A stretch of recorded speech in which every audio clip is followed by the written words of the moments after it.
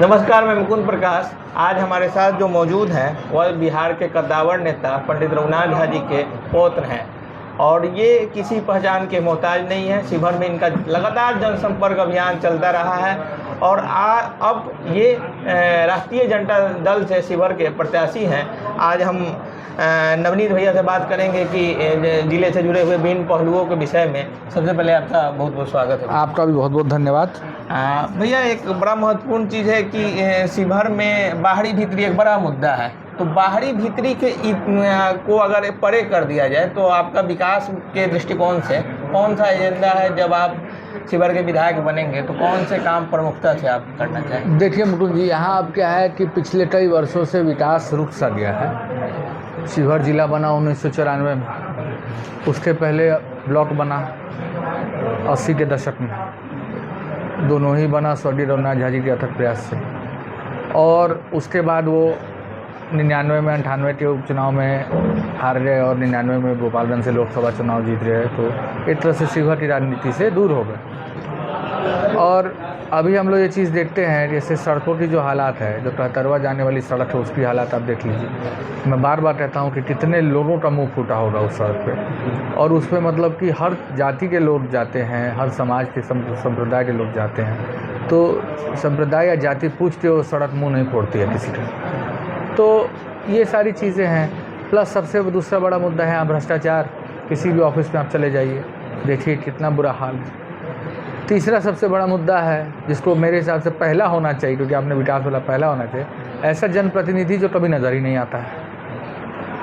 सबसे बड़ी प्रजातंत्र में जनप्रतिनिधि लोग क्यों चुनते हैं? जनप्रतिनिधि जो चुन के जाएगा वो उनकी आवाज़ को विधानसभा या लोकसभा में उठाएगा। जनप्रतिनिधि एक माध्यम है सरकार तक जनता की बात को पहुंचाने के लिए। तो जब जनप्रतिनिधि नज़र ही नहीं आएगा या जनप्रतिनिधि को ये मालूम ही ना हो कि जनता के मुद्दे क्या हैं, तो मुद्दा उठाए रहते। बहुत लोग सीधे बोल देते हैं विकास नहीं हुआ। क्या आपको शिवहर के बारे में कुछ मालूम है? शिवहर में कितने प्रखंड हैं, कितने पंचायत हैं, शिवहर कब जिला बना, शिवहर में मूलभूत समस्या क्या है?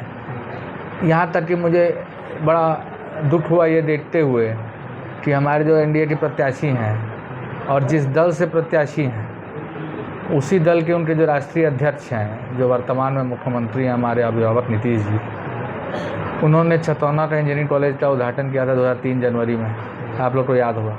और उन प्रत्याशी उन्होंने कहा कि मैं जब आऊँगी तो मैं शिवहर में इंजीनियरिंग कॉलेज की स्थापना करूँगी। तो उनको ये भी नहीं मालूम था इंजीनियरिंग कॉलेज ऑलरेडी यहाँ पर है छतौना में।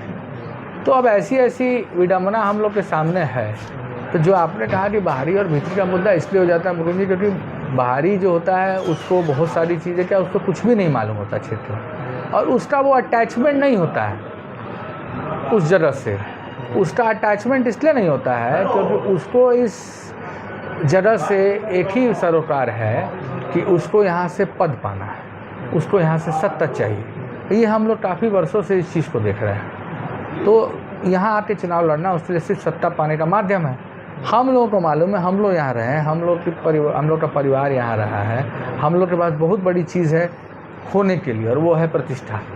तो हम लोग को उसका डर है। बाहरी तो क्या है, जीतेगा 5 साल भी नहीं आएगा, उसके बाद लोग उसको खोजते रहेंगे, कहीं और दूसरे सीट पे चला जाएगा।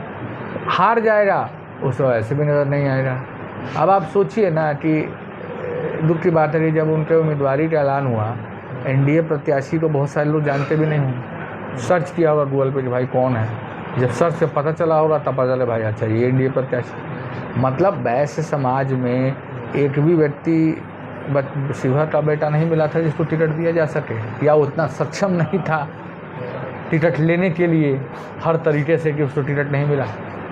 ये एक बड़ा महत्वपूर्ण सवाल है कि आजकल राजनीति में कार्यकर्ता लगातार संघर्ष करते हैं और टिकट जो है अचानक से किसी और को, ऐसे लोग को दे दिया जाता है जो कहीं से नहीं रेस में थे। तो ये राजनीति में नए लोग कैसे जुड़ेंगे जब इस तरह से कार्यकर्ता कोई क्यों बनेगा किसी भी दल का, जो अगर खरीद बिक्री हो जाता है? जी, अब ये एक नया ट्रेंड शुरू हो गया है, क्योंकि और ये बहुत दुखद है, क्योंकि जब चुनाव आते हैं तो कोई कार्यकर्ता जो 10 साल से मेहनत कर रहा होता है उसको दरकिनार कर दिया जाता है और ऐसे लोगों को टिकट दिया जाता है। एक बार हमारी बैठक चल रही थी राजा, तो हमने बोला कि आप लोग को अब कोई नेता टिकट नहीं देगा। तो उन्होंने बोला क्यों? बोले जो जी आप लोग खुद जाते हैं लालू जी के पास और लालू जी कहते हैं कि सर वहाँ से मजबूत उम्मीदवार दिया जाए। तो मजबूत का मतलब क्या है? जो बाहुबली हो, धन बली हो, जो एक बार उठे तो उसके डर के मारे सब लोग बैठ जाएं। तो आप लोग खुद जाके बोलते हैं, तो फिर आप अगर टिकट मांगिएगा तो फिर आपको टिकट कैसे मिलेगा? क्योंकि टिकट कैसे मिलेगा आपको? तो मेरा कहने का यही मतलब है कि कार्यकर्ताओं की जब कोई डिमांड नहीं की जाएगी या मांग नहीं रखी जाएगी तो उनको फिर टिकट कैसे मिलेगा? कार्यकर्ता खुद ही अपना टिकट कटवाता है जाके।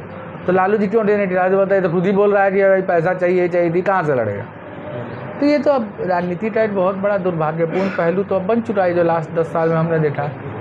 एक बड़ा ये महत्वपूर्ण विषय ये है भैया कि यहाँ पे कई कैंडिडेट हैं, सब लोग दावा कर रहे हैं कि हम ठीक ठाक पोजीशन में हैं। आप अपना मुख्य प्रतिद्वंदी किसको मानते हैं पूरे चुनाव के दौरान? देखिए मुकुंद जी, पूरे बिहार में शिवहर ही नहीं, पूरे बिहार में लड़ाई एनडीए बनाम महागठबंधन है।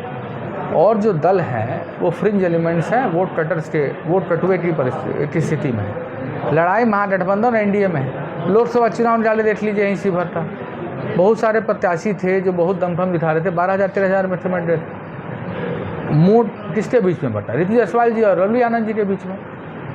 लगभग 9 लाख वोट तो इन्हीं दोनों के बीच में बटा, 80% के 85% के आसपास। तो दो तरफा लड़ाई है एनडीए बनाम महागठबंधन। तो मुख्य मुकाबला हम लोग का उन्हीं से एनडीए के जो प्रत्याशी। अच्छा, एक ये इशू है शिवहर में, जो कि यहाँ आम लोगों का ये सवाल है कि शिवहर में कुछ बड़ा महत्वपूर्ण इशू है, जैसे कि यहाँ अब भी मरीज को रेफर कर दिया जाता है, एमए का पढ़ाई नहीं होता है, करप्शन जैसा कि आप उठाएं। तो ये तो तीनों समस्या के समाधान के लिए जब आप विधायक बने तो प्रयास किस दिशा के, मतलब किस प्रकार से प्रयास करेंगे? नहीं, इसमें हम लोग प्रयास करेंगे कि हॉस्पिटल बने शिवहर में, रेफरल हॉस्पिटल ही ना रहे।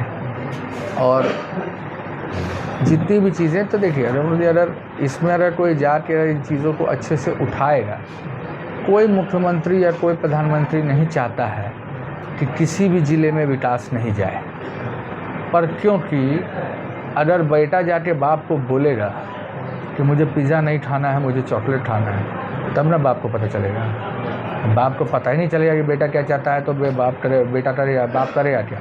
तो यहाँ तो ऐसे है कि भाई अब सांसद या विधायक जाके मुख्यमंत्री प्रधानमंत्री कुछ बोलता ही नहीं है, तो फिर विकास होगा कैसे? तो ये तो आपका दायित्व है ना, आप जाके बताइए ना उसको। कोई मुख्यमंत्री क्यों आते हैं? तेजस्वी जी कल मुख्यमंत्री बनते हैं, युवा मुख्यमंत्री, क्या ऐसा काम नहीं है जो आप उनको, आप तो खुद पूछना, बताइए क्या काम है जो हमारे माध्यम से हो? हुआ नहीं। देवकुली में जो काम हुआ तो आखिर उस समय पर्यटन विभाग के मंत्री तो वही थे। सीतामढ़ी में जो हुआ तो पर्यटन विभाग के मंत्री वही थे। आज जो ड्रेनेज सिस्टम में काम हुआ तो उसके भी मंत्री वही थे। हेल्थ में जो काम हुआ है, जो हॉस्पिटल में जो भी मतलब की सुविधाएं हुई और जो हॉस्पिटल में मतलब डेवलपमेंट हुआ, वो किसने कराया? स्वास्थ्य मंत्री भी वही थे। तो ये 5 लाख नौकरियाँ भी उन्हीं के रिजीम में मिली।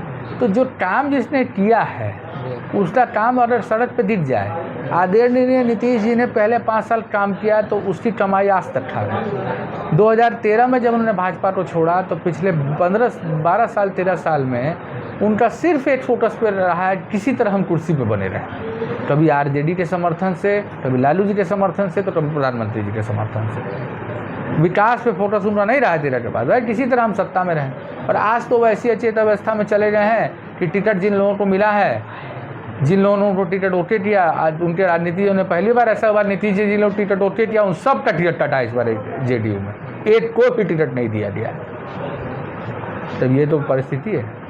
हाँ, एक और बड़ा ये आखिरी सवाल है, जो कि व्यस्तता आपको भी काफ़ी है और कई जगह जाना है चुनावी दौरे के बीच में। तो आखिरी सवाल ये है कि शिवहर में जैसा कि हम देख पाते हैं कि विभिन्न कार्यालयों में भले ही लोग भ्रष्टाचार के नाम लेके चुनाव जीतते रहे हैं, लेकिन आज इतना भ्रष्टाचार है कि एक भी काम बिना रिश्वत के हो नहीं पाता है। तो इस दिशा में शिवहर के लोग चाहते हैं कि कुछ प्रयास हो, तो लोग चाहेंगे कि इस दिशा में आप निश्चित रूप से प्रयास करें।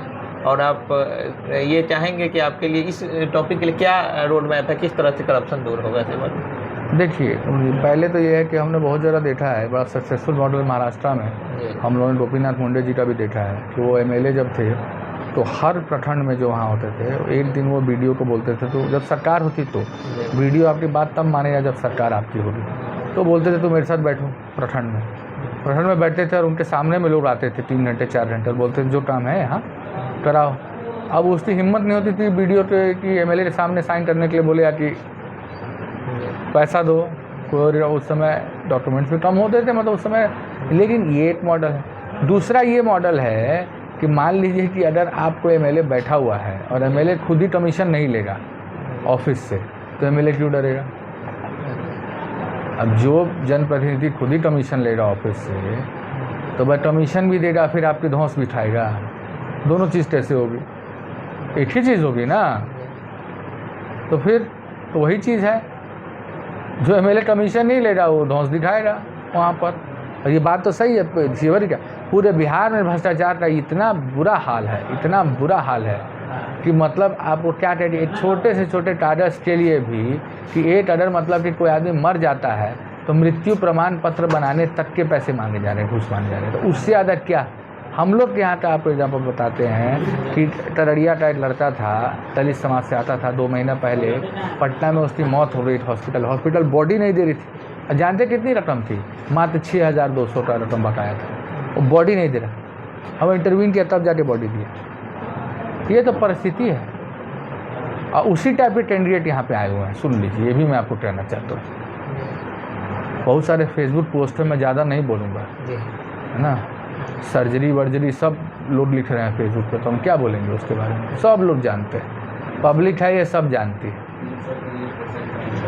भैया आखिरी एक लास्ट सवाल है कि आप खुद भी यंग हैं और शिवर में युवाओं के बीच एक चेतना जागृत हुआ है पिछले कुछ वर्षों में, लगातार लोग जन समस्याओं को उठा रहे हैं। ऐसे में आप युवाओं को क्या कहना चाहेंगे? देखिए, मुझे अच्छा इस बात से लगता है कि युवा विंग में जो मेरे साथ जदयू में थे, उन्होंने और नीतीश जी के समाज से भी जो लोग थे, जो अगर वो 35-40 साल के होते तो मेरे साथ राजद में नहीं आते, क्योंकि वो युवा थे, प्रभावित हुए तो मेरे साथ राजद में आ गए। तो युवाओं को मैं बधाई दूंगा कि युवा इस बात की इन मुद्दों को उठा रहे हैं। कल भी एक युवा का डेलीगेशन आया था तो मुझसे बात किया उन्होंने। मैं पूछा कि आप लोगों की क्या डिमांड है, तो उन्होंने बोला कि सदर हॉस्पिटल अच्छा हो जाए, सड़कें बन जाएँ, जो लोग भागते भटकते रहते हैं कि कोई एमएलए नहीं है जो उनके रिकमेंडेशन पे साइन करे, ऐसा हो जाए।